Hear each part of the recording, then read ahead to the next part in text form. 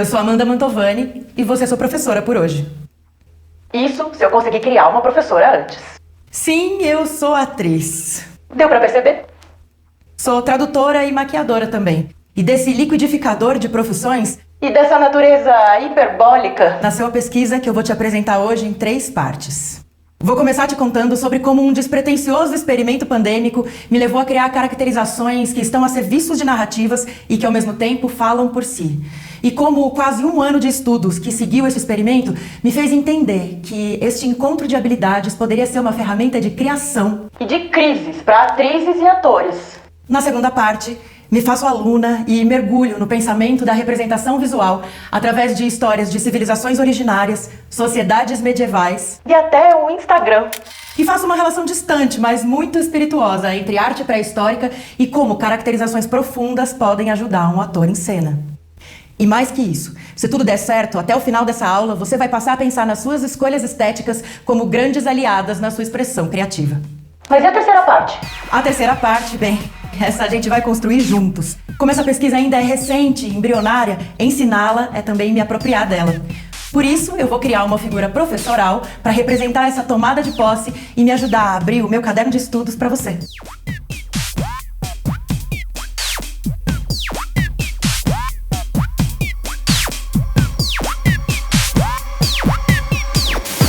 A pandemia obrigou os artistas essencialmente presenciais, os artistas performáticos, a investigarem como nunca qual poderia ser o alcance das suas intensidades através dos recursos audiovisuais.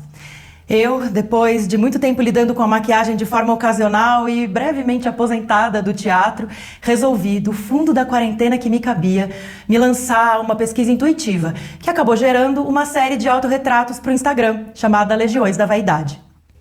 Nela, escolhi figuras do imaginário poético feminino e fiz o caminho inverso do que conhecia no trabalho como atriz. Produzi primeiro as caracterizações, que continham em si pistas para a história daquela personagem, e só então lhes atribuí discurso por meio de curtos monólogos nas legendas. Foquei em detalhes que poderiam ser vistos pelo recorte das redes sociais e que, de alguma forma, deslocariam a experiência para o campo da ação dramática.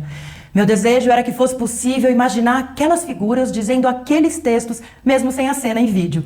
Uma imagem estática, que convidasse o público a ouvir uma voz que não está lá, a voz daquela personagem pintada em mim. Eu vou apresentar aqui 2 das publicações da série, mas se você quiser ver as outras produções, elas estão todas disponíveis no meu Instagram.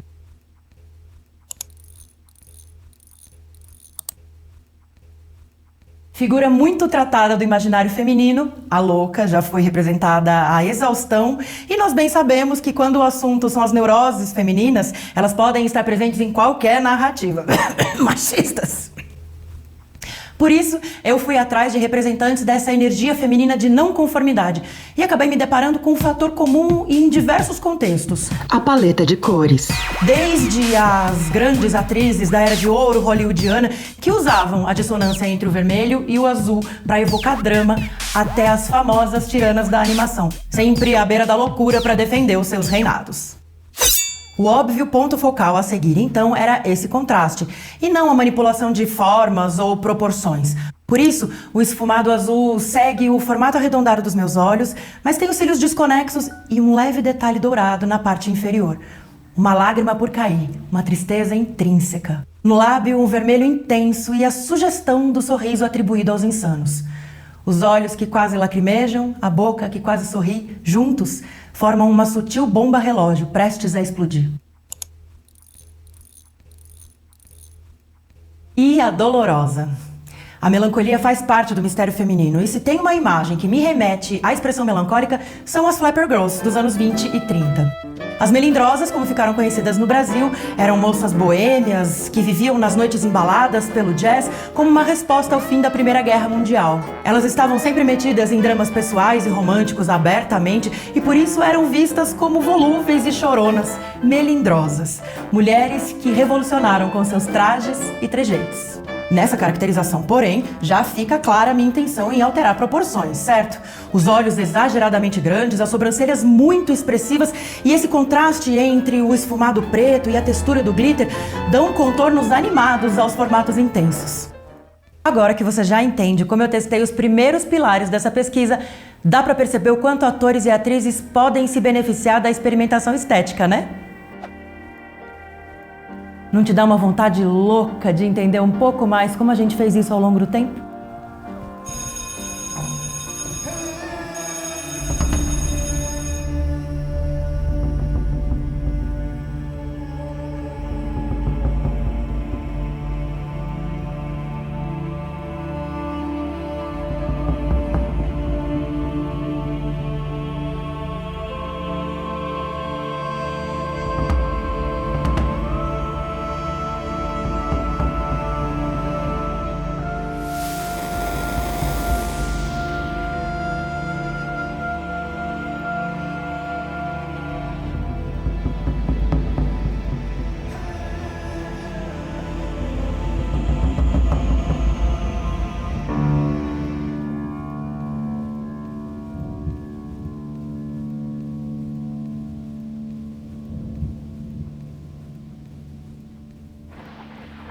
Todas as civilizações, desde a mais primata, tentaram comunicar-se simbolicamente. Desde o nascimento da metáfora, o homem compreende como reorganizar os elementos da natureza para contar uma história. E mais, atribuir a ela utilidade além da prática. O prazer da identificação.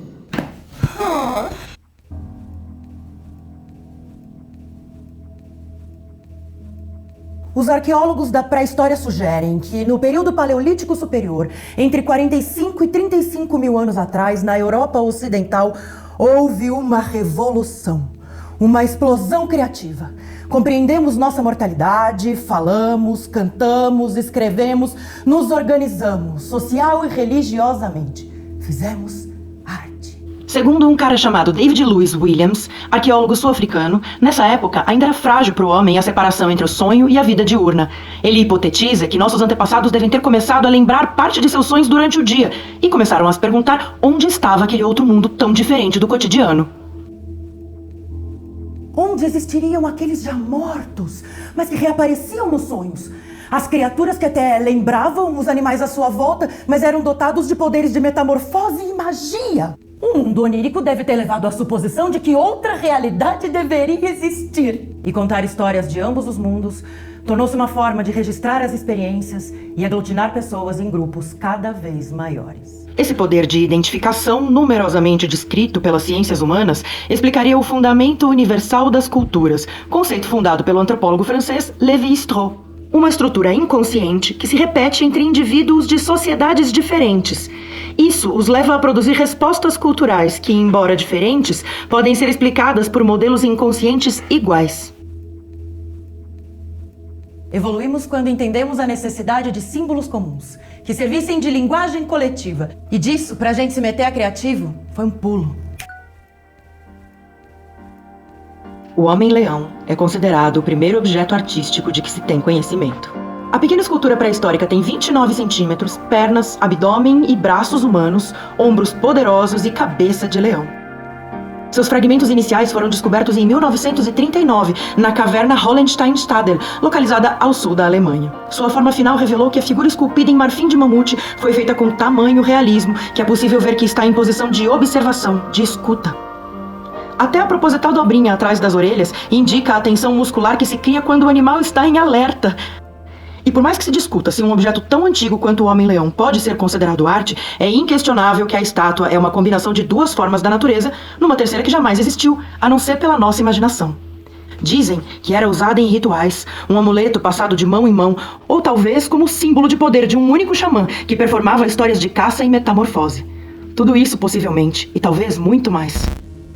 O que importa aqui é a evidência de que há 40 mil anos, os humanos do Paleolítico elegiam seus símbolos e organizavam-se em torno deles. E que isso deu origem a um sistema de representação absorvido por infinitas outras culturas ao longo do tempo.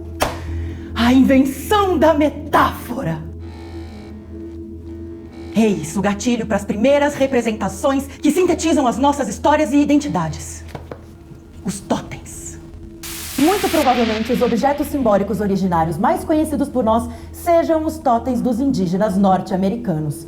Mas o totemismo está presente em grupos indígenas de partes não conectadas no mundo, o que confirmaria a antropologia estrutural de Lévi-Strauss. As grandes esculturas em madeira em formato de poste são esculpidas até hoje e constituem-se de figuras naturais, empilhadas de forma aparentemente abstrata, mas que são metodicamente pensadas para falar das origens, histórias, eventos transformativos e tabus que formam a identidade do coletivo ou indivíduo que porta um totem. Ao longo do tempo, essa estrutura de representação passou por inúmeras outras interpretações. Na antiguidade, na forma dos escudos dos guerreiros, em estandartes encontrados no Egito, na Pérsia e também em emblemas gregos e romanos, que costumavam apresentar desenhos identificadores, mas pouco se sabe sobre suas regras de aplicação. Isso só foi acontecer na Idade Média, na Europa, quando padronizaram a criação dos brasões e escudos, um sistema que chamamos de heráldica. Dá para dizer de alguma forma que o totemismo está para sociedades originárias, assim como a heráldica está para sociedades medievais. E hoje, quais são os simbolismos de pertencimento da nossa era?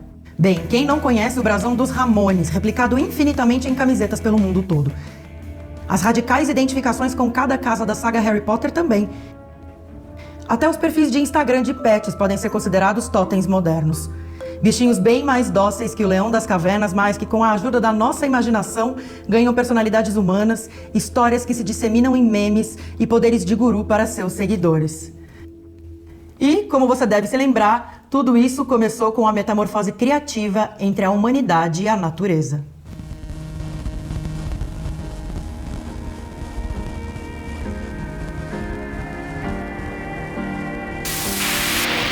O poeta Sérgio Medeiro diz que os artistas estão sempre tentando reinventar o totemismo. E é verdade. Artistas elegem símbolos à maneira das sociedades totêmicas para representar suas obras. Por exemplo, a onça reina em Guimarães Rosa, a barata em Kafka, a maçã em Clarice Lispector. E no teatro, as narrativas passam especialmente pelo corpo que manifesta as metamorfoses. O ator. Ok, mas o que essa volta ao mundo tem a ver com caracterização para atores? Pensa comigo. A caracterização faz a ponte imagética entre o ator, a obra e o público.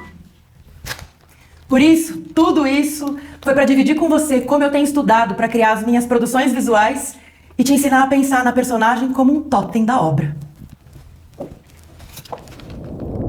O exercício a seguir é um método piloto para atores criadores, servindo de apoio para a criação aprofundada da personagem. Pode ser aplicado individualmente ou em grupos e respeita qualquer que seja a natureza da obra. Pensemos na personagem como um totem, uma figura que sintetiza de forma tangível as origens, as transformações e os mistérios da obra que representa. Começaremos pelas informações básicas. Preparei um questionário que vai te ajudar a enxergar as primeiras informações visuais e sensoriais sobre a personagem e a obra. No primeiro quadro, o ator, priorizamos as informações práticas. Texto, autor, personagem, as escolhas que já foram feitas até aqui. O segundo quadro diz respeito à sua relação com os recursos de caracterização. Saber da sua intimidade com os recursos ajuda a estabelecer o nível do seu conforto e de experimentação da caracterização final.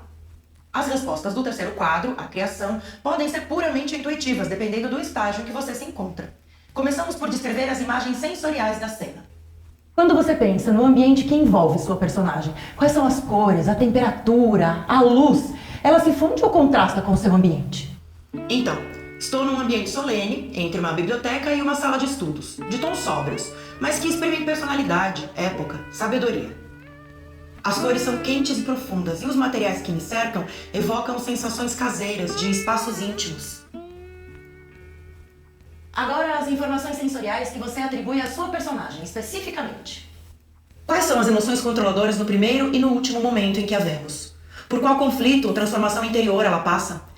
Quais são os medos ou pontos cegos que a personagem manifesta de forma inconsciente? Estamos falando aqui de inseguranças, contradições, partes ocultas da razão. Como a minha personagem ainda não se insere em nenhuma narrativa dramática, eu vou pular essas respostas aqui. Mas você pode acessar a minha ficha completa e usar de modelo para preencher a sua, acessando o material de apoio dessa aula. Este questionário é o primeiro passo para que você produza o próximo, o mapa mental. Reúna suas inspirações a partir das matrizes origem, transformação e mistério. Já consegue visualizá-las em ação? Minhas primeiras imagens professorais são as mulheres da minha família, com certeza. Com suas múltiplas habilidades manuais, minha mãe, que tem capricho de bordadeira em tudo que toca, e minha avó, que faz crescer até os bolos mais desacreditados. Seus cuidados com nossa casa e nossas existências, as sabedorias envoltas em tradições orais, tarefas cotidianas que treinam as mãos para a estrutura dos dias. O contato com a arte, com o poder intangível e irreversível da arte. Como estudar a história do simbolismo humano me colocou num abismo infinito de relações poéticas e a fé absoluta nos limites da criatividade humana. Ludicidade, translucidez, permissão de espaço, volume, drama. A inconsciência do processo de criação, a irracionalidade da criatividade. Como nossa imaginação genuína é uma torre de controle que afeta as informações que captamos na nuvem criativa. As vozes íntimas que ouvimos, poderes guardados em cabelos míticos, chapéus mágicos que servem de antena para o mundo imaterial. E por último, o corpo.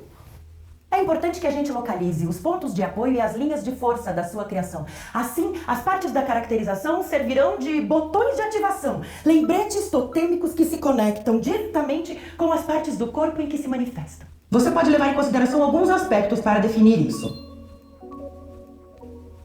Quais pontos de apoio você mais usa? Onde sente as tensões e levezas quando está em cena? Sensações subjetivas e imagens que te atravessam durante ensaios e exercícios preparatórios.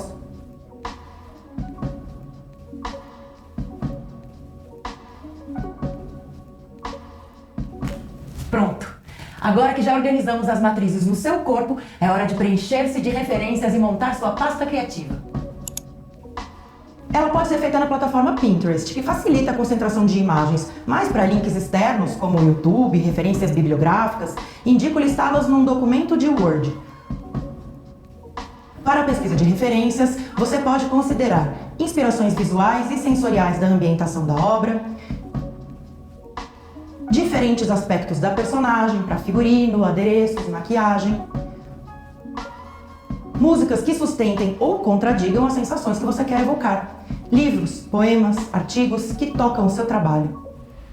Aproveite este momento para exercitar o gosto. Fontes nem sempre óbvias são muito úteis.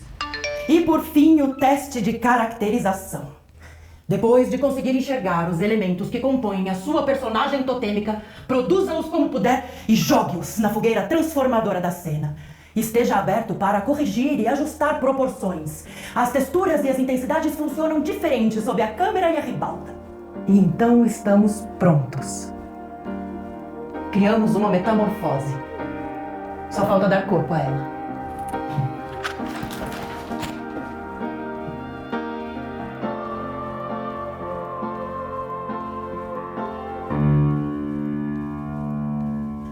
A estampa floral embrulha minha origem, por isso ela começa nas mãos, donas das dedicações cotidianas, e toma toda a pele quando busco a origem das coisas.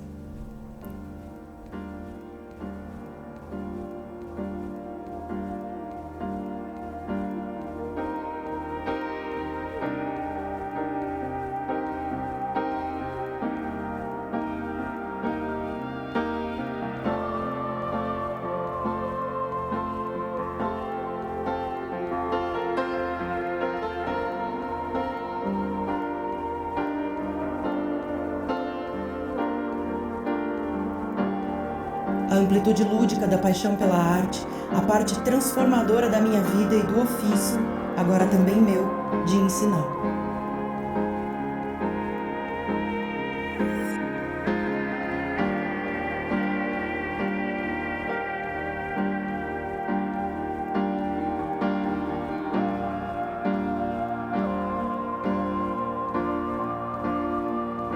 O cabelo, chapéu mágico que conecta a sabedoria estrutural humana, tão nossa e tão misteriosa.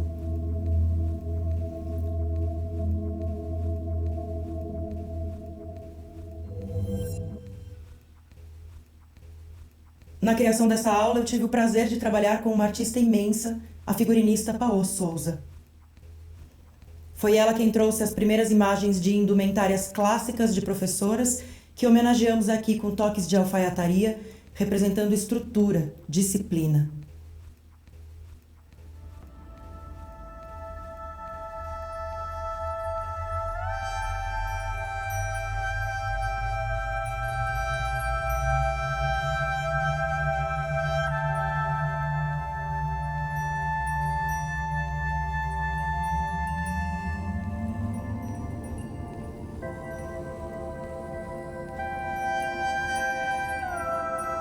Obrigada por me acompanhar nesse processo.